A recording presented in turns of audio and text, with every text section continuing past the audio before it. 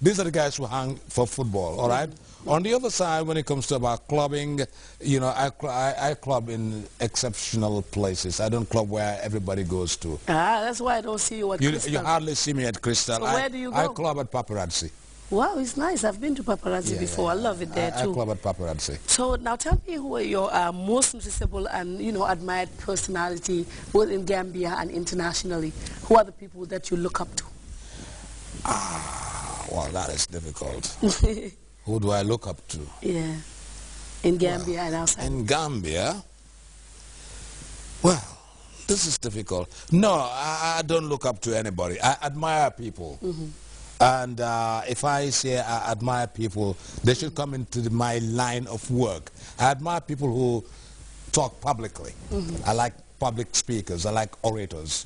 And if I may say, if I admire somebody, I might say the Archbishop, Right Reverend Solomon Tilaba Johnson. I saw your interview with him.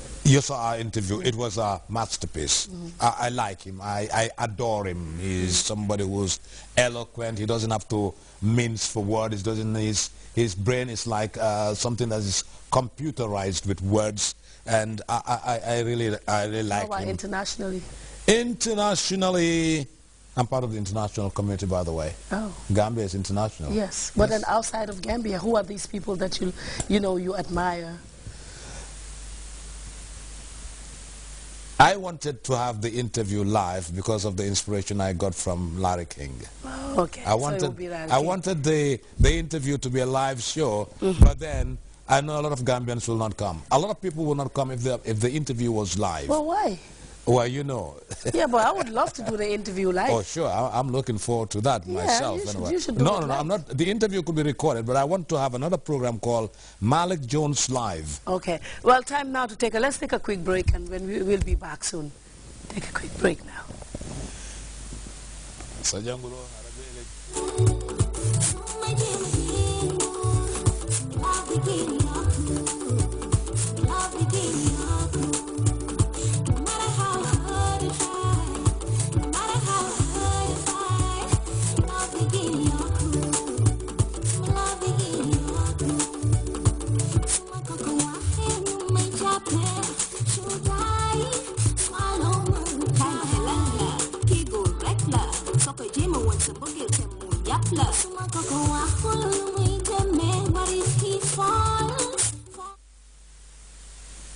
Welcome back to the Fatu Show. If you enjoy just joining us, my guest is the Deputy Director General of the Gambia Radio and Television Services, Malik Jones.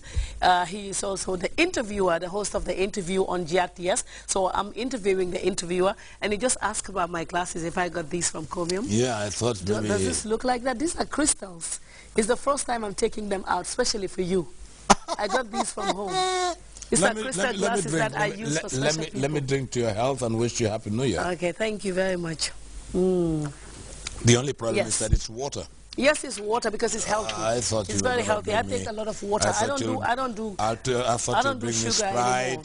But for me, I'm your guest. You should have asked me. Yeah, but water is very good for you. No, you can't tell. No, but I have to look at what is healthy for you because we want to have you around for a long time. I will. Well, Malik, now let's go back to the interview. I am guaranteed to be long. For how long? For as long as... 1,000 years. No, come on. That's... So now let's go back to the interview. You did mention that you studied in Sierra Leone for 3 years. Was that all? Where else did you study? Was it in Gambia? Sierra Leone? Now... Gambia here, and I think, to be very honest with you, I don't think that there was anything that Sierra Leone had to offer me than what I got here.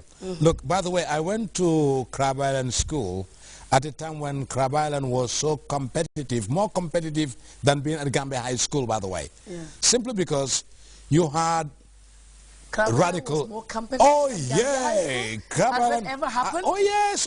Listen, let me tell you who my teachers were. No, but what I'm saying is it has to do with the mark. You have to have a certain mark to go to Gambia High School. My God. So Gambia High School was always there. When it comes to content. Yeah.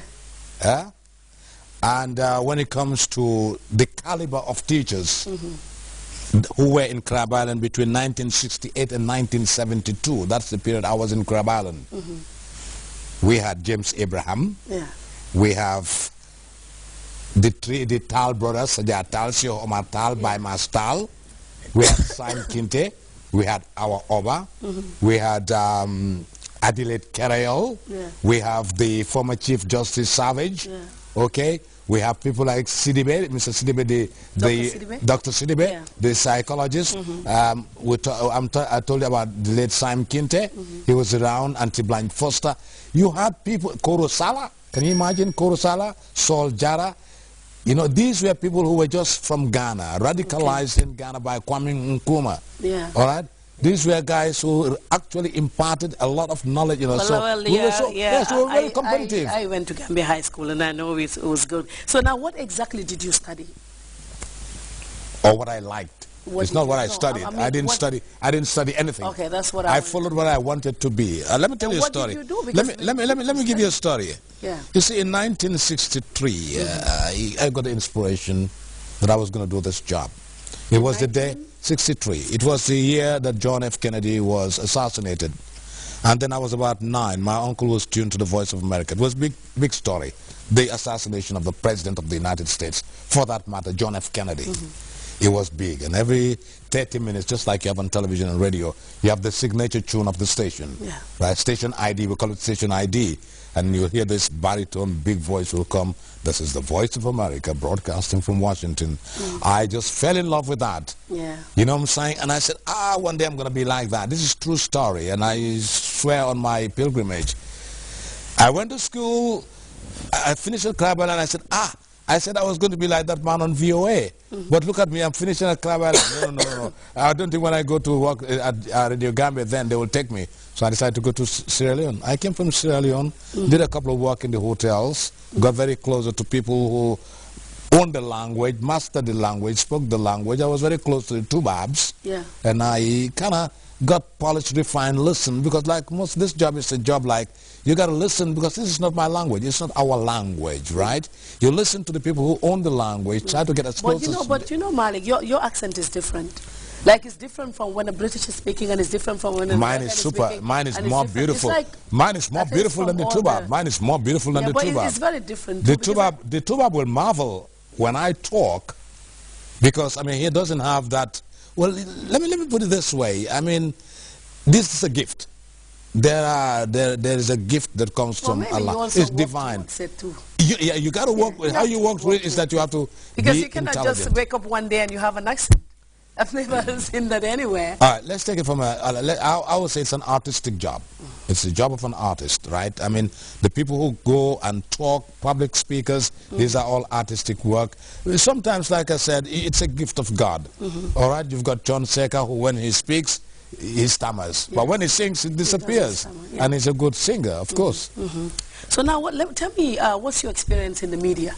Because, you know, like some people will start from somewhere and then go to the radio, and sometimes people would just go into the media just because it's PR. And like you said, you were working at the hotel with the Tubab. Did you was it just from there that you went to radio, or? I'll tell you, very funny. In fact, Mr. Tomasi might be listening to this program. He was then at a senior broadcasting officer, Marcel Tomasi, now chairman, board of directors of GRTS.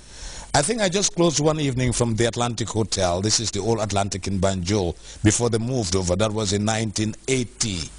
And then I heard Boram Boj read the news. And it just clicked to me. Here I am from Sierra Leone. I'm a sixth former. And look at me, I'm working in a hotel, in a restaurant and bar situation. This guy reading the news, he can't do it better than me. I was that committed. Wow. The next morning, I went to Radio Gambia, physical go to Radio Gambia. I went, I'm asking for the senior broadcasting officer, Mr. Tomasi. I knew his name. I said, I'm looking for a job here. Wow. He said, what brought you here? True story. Yeah, he's like, what? And I was just frank, and I said to him, I want to work here. He said, why? I said, I had somebody read the news yesterday. I think I could do better than him. That's what that was me. Plain like. He was annoyed, totally annoyed that I made that. Like... Yeah, it was. But I knew I was actually just telling him what I felt at that moment. Well, actually, he said to me, all right, you can go and write. I said, then I have relatives here. I went to see my sister. I said, look, I want to meet this man here, Marcel Tomasi. I told him I want to work here. He was not very nice to me. He said, don't you know Marcel is married to your cousin? Your cousin? I said, my cousin, I said, better talk to him, because this country you have to